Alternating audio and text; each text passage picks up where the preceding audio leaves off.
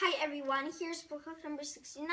The title of today's book is Funny Bones, Posada and His Day of the Dead Cavalreiros, written by author Duncan Tanataya. This is a fantastic nonfiction book about a Mexican artist named Jose Guadalupe Posada, whose artwork was very famous, but his name was never really known. This book is very informative.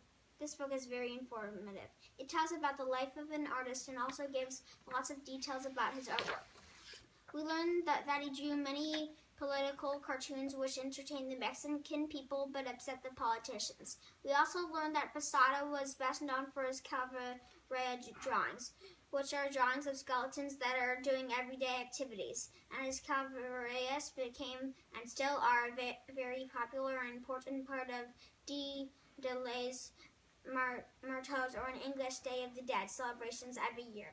Many details are provided, how the cavalreiros were made, examples of what they look like, and the meaning behind them. And we learn about the end of Posada's life, how the name behind the artwork was a mystery for so long, and how his name started to be uncovered.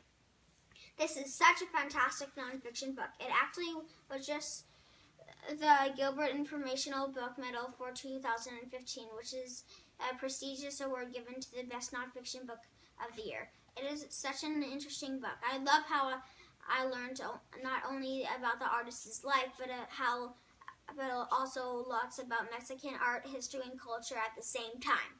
This information is pretty sophisticated, but it is presented in such a kid-friendly way that you feel like you're learning a whole lot. It also is so cool how the author including full page reproductions of his family skeleton artwork. And with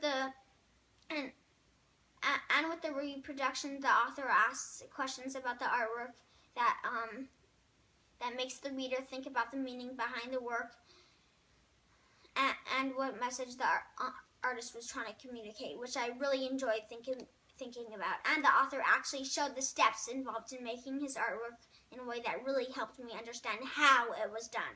I really appreciated all the details in this book and how interesting it made the artist and his artwork, both of which I knew nothing about before. It would be so great if this fantastic book were donated to the library we are building at CHOC Children's Hospital. The hospital serves a lot of Hispanic patients who I bet would find this book especially interesting, and I bet many of them are familiar with this artwork but not the actual artist. I also think it would be super fun if volunteers read this book aloud to patients, and then patients learned how to make their own cavalreiros prints.